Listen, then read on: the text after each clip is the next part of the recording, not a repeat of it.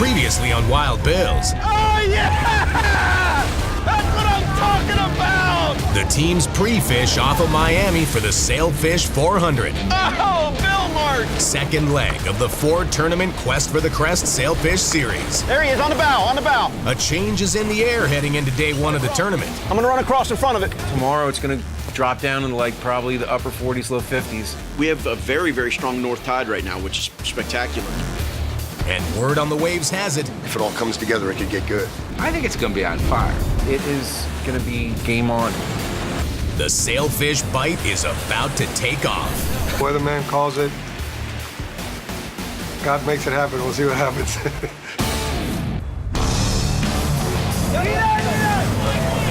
For 5 months of intense competition. Everybody wants to take the top prize, get recognized as winning the biggest event. Through 4 hard-fought, high-stakes tournaments. We're going to work hard at it and do whatever it takes to get the bites. The world's best sail fishing teams put it all on the line once again in their quest to get tight with the fastest fish in the sea, the iconic, acrobatic Atlantic sailfish. Every time I see one come up on a kite bait, it just, I can't help it. I love it. At stake, a multi-million-dollar purse, the coveted burgundy jacket. We will be putting on that jacket at the end of the season. And title of #1 sail fishing team in the world. Only one team will reign victorious in the prestigious Quest for the Crest Sailfish Series. The rematch of Teams Liquid, 4 Aces, and Vitamin C2. Wild Bills. Wild Bills, presented by Bass Pro Shops. 47 sail fishing teams. 2 days of heart-pumping competition with a purse totaling more than $650 grand.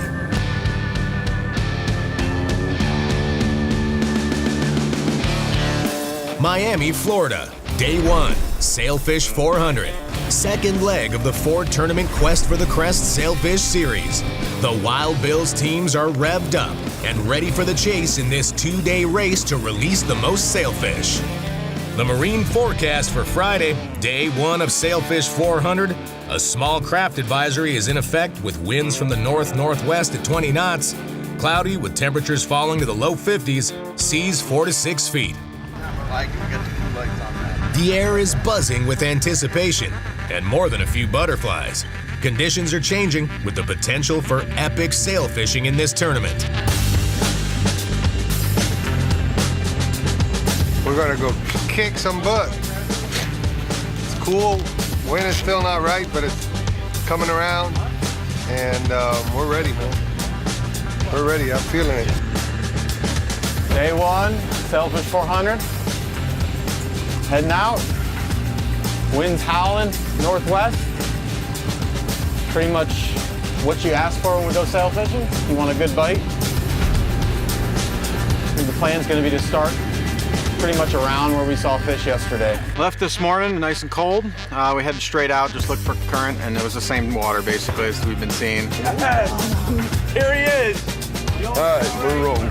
The wind did go around. It's mostly west right now, and not nearly as cold as they were talking about, so we'll see how it starts off. There's definitely not going to be a tailing condition, in my opinion.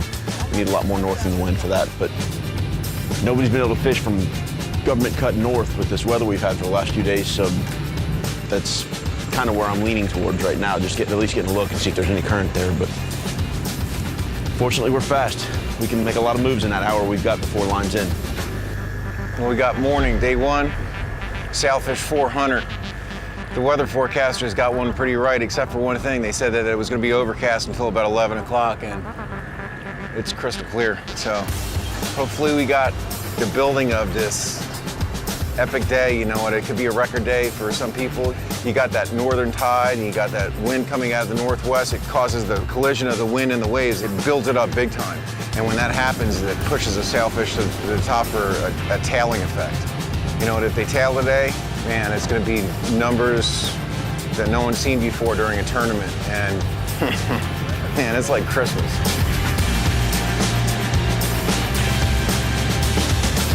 As the teams get on their marks, hope and expectation fill Miami's government cut. Team 4 Aces makes a quick run south off of Miami, setting up just below Fowey Lighthouse. We had a bait malfunction, if you want to call it that. Last night, most of our goggle eyes died. This morning, we found them dead, so we didn't have the bait that we're used to having. Lost some gogs this morning, but it's all right. We're going to recover tomorrow. We got plenty for today. Hoping for a good bite, good day of sail fishing on the kites. Despite Team 4 Aces bait issues, spirits are high. The current, I think, is going that way. And that means the fish are going to be coming down this way with the current. And they'll get to my baits first before they get to Christian's. Should have thought about that. And conditions are promising. You're going out of the inlet, and it's just like, man, this is awesome. You know, everything was so great. We were laughing, you know, like even the forecasters were wrong a little bit on this one because they said it was going to be overcast until 11. It was crystal clear morning. That just allowed you to see the fish if the fish were going to come through. The wind was coming out of the northwest, the cranking north tide. It was, I mean, it looked so fishy. Every boat that literally went out of the inlet was just like, oh my gosh, it's going to be an epic day. Coming up next, on your marks, get set, go. It's lines in for Sailfish 400.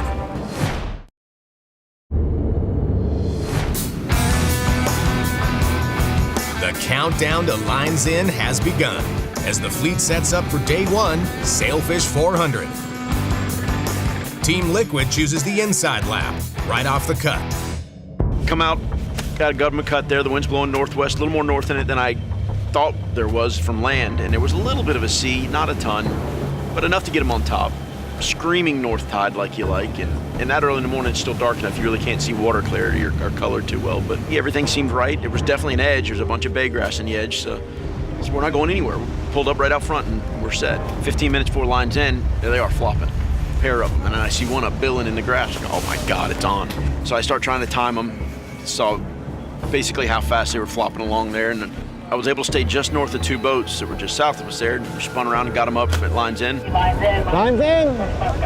7:30 lines in. And sat there. Team Vitamin C2 opts to motor a bit further south, where the conditions appear to be rocking. Lines in. We're ready. We went up and down. We looked a little bit. We looked at a couple areas. You know, wow, this looks really good. We go a little bit further south. Like, man, this looks really, really good. It was just so fishy looking. There was bait in the water. It was jacked up, and couldn't wait to have the fish start rolling in. Vitamin C2, fish number one. We had a fish right there. There it is. Right there, you got him? All right, good. Get one. That's our first one of the day. Perfect to the tee. Vitamin C2 scores the 5th release in the tournament. Get set back up. There's another one. All right, guys, what's going on with that right long? Get the right long up! Good, start reeling! We're like, all right, this is how it's gonna start. Let's get rolling. Got it. Number is 16 blue. That's 16 blue. 16 blue. Bam. It's number 2 for us, vitamin C2. Hey, it's still recording. A little bit of a stubborn fish, but we had to do what we had to do, and we got it. And that was it. With 2 releases before 10 a.m., Team Vitamin C2 is in 3rd place based on time, and the epic sail fishing has yet to materialize. For a while, it was kind of slow actually down south in the morning. Morning middle. Didn't see a whole lot going on. I think the first fish of the day came from like Triumph area, and then all the other fish were being caught to the north. I think there's only been 5 or 6 fish caught in the fleet so far, 7 maybe.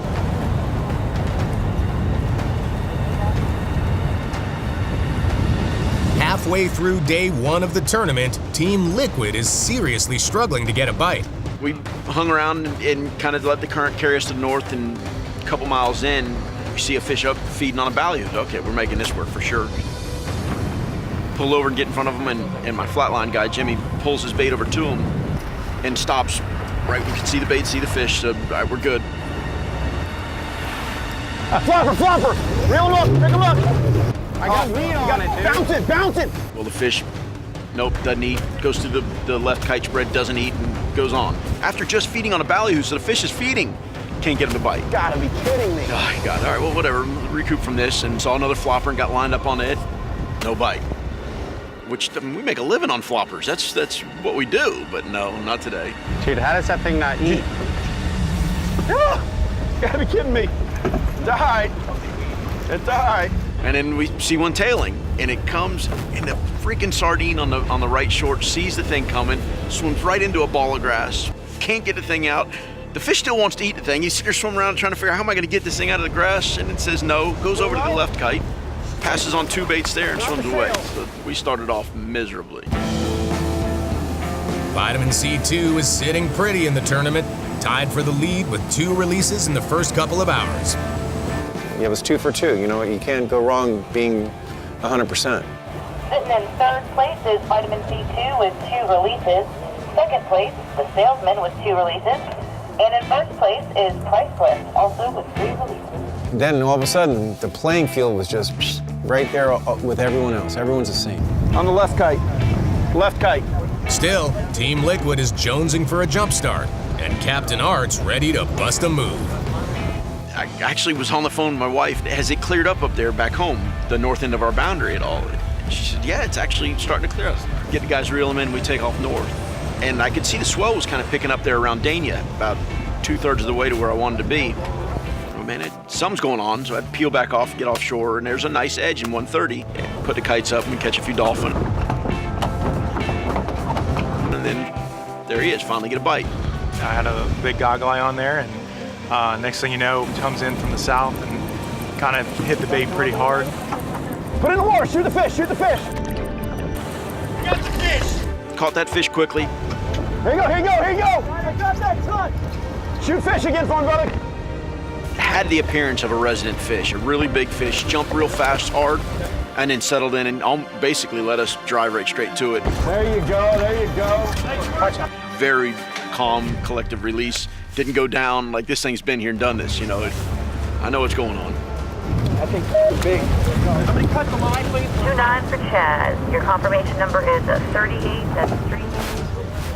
3-8 red. Red, ready to break, baby, ready to break. Let's roll now. 1 great red, Angler Chad. Still trying to post their first bite of the day, Team 4 Aces heads about 20 miles north, just south of the Double Diamonds. It seemed like that everybody was struggling. You got to keep your energy level up, even though you got knocked to the ground a couple of times and you're not getting as many hits and there's not that much action. Absolutely, little power naps. TV, you gotta do that kind of stuff, bro. When the going gets this slow, anglers have been known to rely on superstition to bring luck. What are you waiting on? Chew it up and eat it. Got a gog out here. Rob Treasure Guide. Yeah, we're gonna try to make it happen out here. Sometimes we get lucky with these flat lines, right? First fish came up, was lucky it was on my line. Unfortunately, I let him go. I let him go. I don't know what the hell happened, but he was. I was on a flat line, and the fish dug down deep, came leaping up, and spit the hook out of his mouth. I'm pissed. Yeah, I got my first damn bite. Line took off, came jumping up, and I came tight, and I lost him. The line snapped. You get your opportunities, but you got to execute, and I didn't do too well on that first. But Team 4 Aces is not the only team wondering where the sailfish are. Coming up next, will conditions change for the better and pick up the Sailfish 400 pace? Get around the other side. Day 1, Sailfish 400. 2 hours to go, and it feels like this day is crawling to the finish. A couple boats are at the north boundary, a couple boats are at the south boundary. There's a bunch of people in between. You're just hearing one fish, and then one fish, and at one point, like 2 or 3 hours into it, I think there was like 13, 14, or 15 fish caught, but it was all singles. Team 4 Aces is feeling the need for speed. Competing in a sailfish tournament without lively bait is like racing with 4 cylinders in Daytona. Bait is everything. It takes skill to have good bait. It takes skill of catching it, and then it takes the skill of preserving it, storing it, feeding it, and making sure your baits are fresh and strong. The stronger and the harder they swim, the more attractive they are to sailfish. So we fished the whole day with poor bait. We had an opportunity on the second fish with Corey, who's probably one of the best anglers in the boat. And he seemed like he was tight. Next thing, bam. There he is, he's on it too. Come on, hurry up, he's figuring it out. We thought we had him when he pulled the hook right at the boat before we could grab that leader. So we had 2 fish. At midday, we lost the first one, a little later the second one. Totally put us in a slump. Hey, sail! Let's go, it's in. Finally, the aces are back in the race. Bit on the kite, fishing, fed him and hooked him, fought him pretty easily. Wide, Christian, wide, fast. Keep winding, don't stop. It was a cooperative fish, but again, didn't really eat aggressively, just sort of ate it under the water, slowly swam away, but then just decided to blitz offshore. It was nice that he stayed up on the surface, so we caught him pretty quick, but we still had to run. He's gonna jump right here. We started 130 foot when we hooked him, and I think we ended up in 220 when we got him, so he just ran right offshore. That was our first fish. We did good, fish and caught him. Let's see if we can get a bite going here and get back up there. We definitely need it real bad. Later on, we were able to get a third shot and brought him in, but we should have had 3 fish. We saw 3, which is not a lot. We should have had the 3. Team Vitamin C2 wraps out with only 2 releases, taking pride in the fact that they fought to the finish. Yeah, they did great. They held their own. We fished really hard. Every 30 minutes, 25 minutes, we made sure that we had a fresh batch of bait on there. We went through a lot of bait, but you know what? We wanted to make sure that we were prepared for every single moment. But this day is not quite over, and Team Liquid makes a pit stop on their way to the northern boundary. Go see if there's any fish hanging on the ship up there just north of Port Everglades. And got up there and God, it looked fantastic. Oh, left roll! Something definitely, yeah, looks right. Come on, eat it, baby. Reeling in fast. They're not all the way up yet. Reeling in fast. And nothing but dolphin and more dolphin and more dolphin. Getting frustrated with that. And I was hearing OCD catching fish, and I could hear them over the radio, and they were asking for relays and stuff, which didn't make a lot of sense to me because the radio system works so well. But I go, well, maybe they're that far to the north. I pick up and run up and say, the heck with it. I mean, go to my home inlet. Why not, right? Yeah, we got a boat up here leading the tournament. They just hooked up on a double. We're gonna make a move here. And they get a little closer and it just keeps looking better and better. And the edge is all the way in there to 130. And there actually is some blue water there and bait everywhere. Minnows and these little bullet bonitas popping around. I go, oh my God, we're by ourselves. OCD's not here, but who cares? This is perfect. And again, dolphin and nothing. And it was just so frustrating. On your hookups, guys, I need your boat number. I need your number of fish. Again, tournament time 3:50. While the clock ticks down to the finish, Team 4 Aces has still not been able to get it started. OCD is in 3rd place with 5 releases. Miss Britt also with 5 releases is in 2nd. And Priceless is in 1st with 6 releases. That just sucks. While Team Liquid hasn't spotted a sailfish since the single they released at noon. We were very close to lines out of the water. Jimmy DeMarco said he saw something in the wave, and we heard him screaming from up front. Oh. Right middle, that's the right one. It just came out of nowhere. We let the fish eat. And I think it was maybe 357, 358. I remember hearing across the radio, lines out, and that was it. Once a fish is hooked up, the whole dynamics changes. Everybody's looking out for everybody. So people are moving rods, people are lifting baits. Pretty good jumper, and again, we let him jump around back there, expecting another bite in the last 2 minutes. That's it for us. In perfect conditions, we get 1 bite up there. Fortunately, caught him. Up until literally it was like a minute left. I thought we'd still have a fish jump up, like what happened with Liquid. Last couple 5-10 minutes, they didn't have any fish up until the end of the day, and there it is. They got 2, so they're tied with us. Next on Wild Bills, the Sailfish 400 Day 1 leaders and Day 2 outlook.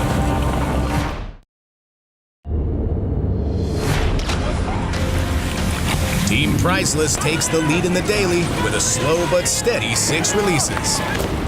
I'd like to be him. And he's got $80,000, $90,000. We've got nothing.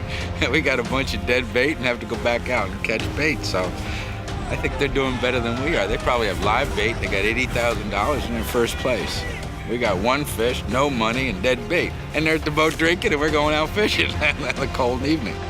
The numbers were nowhere near expectations, with only a handful of teams releasing more than 3 sailfish. So where were the fish today? We thought the fish was gonna bite, but it didn't happen. A lot of grass. I just don't think there was a lot of them. I think that the fish that we hooked probably had seen other baits, may have even been hooked in the morning. You didn't want to leave because you would never pass a condition up like where we were at to go somewhere else to think that it would be better than what we were fishing. So we still stuck it out. We fished hard. I mean, would I change anything that we did today? Absolutely not. Fished the same exact way, same conditions and everything. The silver lining, low numbers today translate to a highly obtainable goal tomorrow. 6 fish is leading. That can happen in a half hour. You can have a pack of 6 in your spread at lines in. When you hear that 6 fish is leading, we have 2 fish today, that's basically 4 more to go. Even if you start out in the morning, you get a double or a triple, you're right there, and it can be anyone's game. We've done it many times, you know, you got to go out in the morning early, catch 4 or 5 real quick, and you're back up there fighting for the lead with everybody else. I don't care if there's 20 minutes left in the tournament and we're down 10. We got this thing. It's going to happen. I have absolute confidence in our abilities tomorrow to come back and win this thing.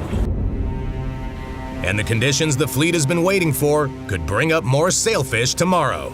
The wind's supposed to die down quite a bit. It's not going to be as cold. The fish might bite, they might not. Who knows what's going to happen tomorrow. You're still dealing with a situation where there's going to be an opportunity for you to see a lot of fish. And you know what, if you're there and you're doing the right thing, there's going to be a lot of opportunities there if the fish show up. It's a level playing field for the Sailfish 400 finale. Will the Wild Bills teams make the grade? Next week on Wild Bills, the checkered flag waves for only one of 47 teams competing in the Sailfish 400 finale. Which team will go home with the winner's cup and a pocket full of cash?